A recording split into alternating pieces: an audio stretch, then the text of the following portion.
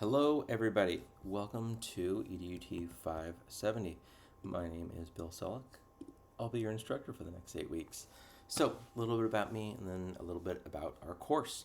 And then you're going to head over into week number 1 and get going. So, this is about reflective practice. It's about developing a personalized approach for reflective practice as a teacher. It's looking at how you implement it into your classroom or into your school site, looking at how you can actually track your progress, looking at different models for it. It's good stuff. It's one of those where by default, as an educator, I don't jump into let me reflect upon my practice. And yet, as I go through this course with you each time over the next 8 weeks, I'm just like, wow, these are all really good tips and really useful and all the things you would hope for in a course. It's really useful stuff. And I don't know if I'm supposed to say that, but I only say that if it's true. And in this case, I think it's true. I'm also kind of biased. But you want to start on the Start Here page, which is probably where you found me. Hello. Walks you through a little bit about the course, about how to contact me, all that kind of stuff. Links to the syllabus, to the textbook, which is APA 7th edition.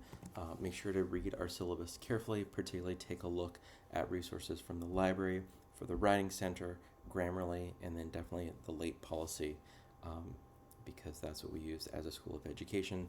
That is what we all agree to.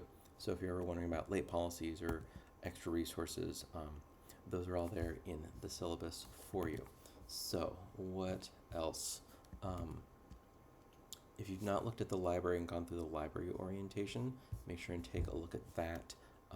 It is required as part of being in the program. So if you've not gone through that orientation video, there's a part 1 and a part 2. So I guess technically it's 2 videos.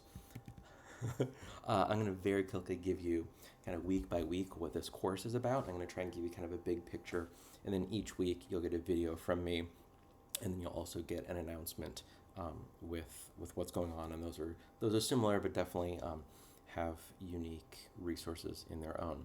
So I'm going to go through each assignment.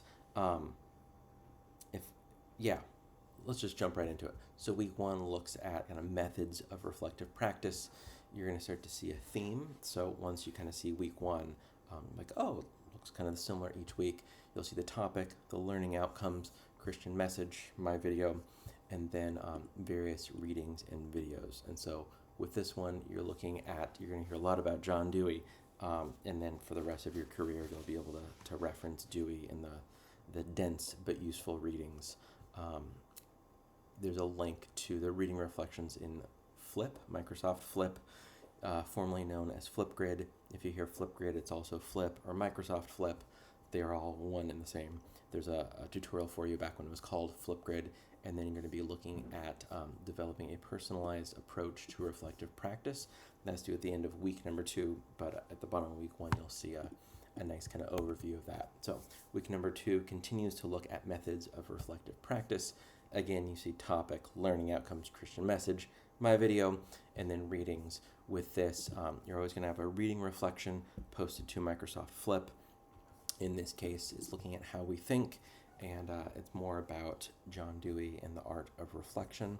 And at the end of this week, you have the reflective practice implementation plan that is unique to you. Again, when we get to where this assignment is due, I'll give you a lot more details about it. The one thing that you do want to know with each assignment, when you click into reading about it, it's going to be a Google Doc. And in that Google Doc, the instructions will often have between 1 and 9 steps. I don't know, probably between 3 and 9 steps. And some of those will actually have several videos to watch. So if you look at just the main Canvas page and you're thinking, wow, there's not much here, and you wait until Sunday afternoon to open up the Google Doc to see what your assignment is, you might be surprised and go, whoa, there's a lot going on. So I'd recommend, early in the week, whether you kind of cheat Sunday night or actually start when it starts on Monday morning, take a look at that. Make sure to open the Google Doc for an assignment, if an assignment is due, and look at all the steps, because there's often a lot of resources there, whether videos or additional readings to do. So with this, you're going to have a lesson description, share about a new technology that you're going to be including, and then share like how you're going to integrate this model for both external reflection and self-reflection methods. All of that is probably a little bit confusing right now, but that's okay. We will get there. That is what week 2 is. Week 3, you're going to be planning your reflective practice. So again, you're going to see topics, learning outcomes, Christian message, my video, more reading. This looks at EFL teaching and TPAC. So a TPAC, referencing back to EDUT 501, EFL is English as a foreign language. So it tends to be for international teachers. And then looking at, again, that weekly reflection, video reflection for you on Flip. You have an assignment that's going to be just a progress report about your reflective practice implementation. So that's going to be a pretty brief one. It's just going to be a progress report looking at both external reflection and then internal reflection, what self-reflection. Again, that will make a lot more sense as we dig into that content each week. Number 4 is reflecting. Number 4, week 4, reflecting, reflective practice progress. So with this, it's going to continue to be like a reading and then Microsoft Flip for the reflections.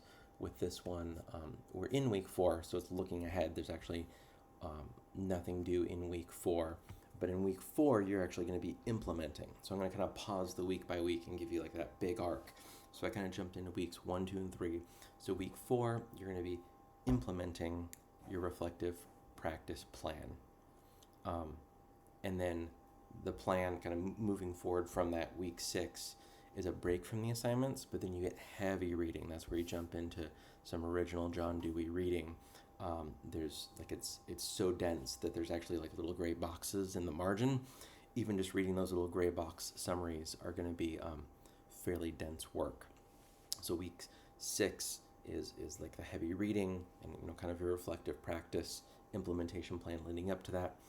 Heavy reading on 6. Week 7 is going to be we actually create a presentation, more Dewey reading, and your big assignments actually due week 7, not week 8, because this course is about reflective practice.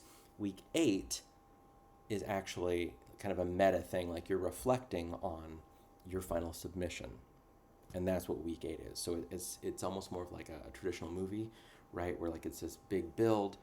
You have your rising action, the climax, and then kind of the falling action afterwards is week 8, where likely nearly every course you've taken, that final assignment is due like the last minute of the final week.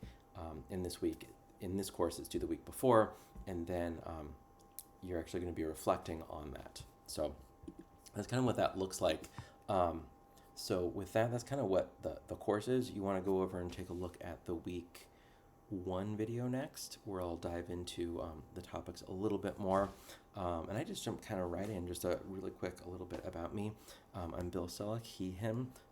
My day job is Director of Technology at Hillbrook School. We're a junior kindergarten through 12th grade independent school in San Jose, and then also in Los Gatos. We just opened up a high school this year.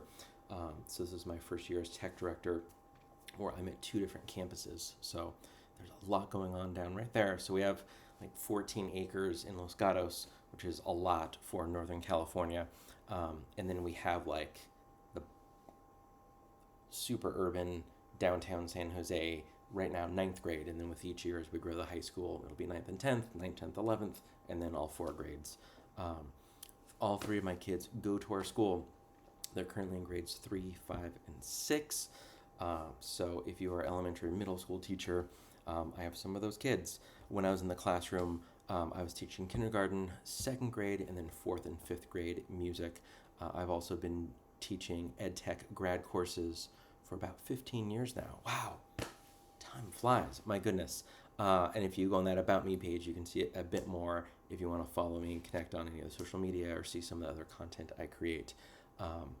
Throughout the course, you're going to be hearing little snippets of me talking about artificial intelligence in education, because it is significantly, like fundamentally going to be changing how we learn and how we teach. The best analogy I've actually heard is this is as significant to humans as electricity. And that is not an overstatement. It genuinely is going to be a massive a Promethean moment where it doesn't just affect one thing, where it affects kind of every part or most parts of our day-to-day lives. So sometimes it'll be connected directly to the kind of the topic and theme of the week or of the course, and sometimes it'll be just like, oh my gosh, did you see that you can now upload an image to ChatGPT, ask it questions about it, and you can get really detailed, super helpful feedback. So yeah, just kind of a heads up about that. So go ahead and head over to the week 1 page, and you'll hear a bit more about week 1. Welcome to our course. You're going to have a good time.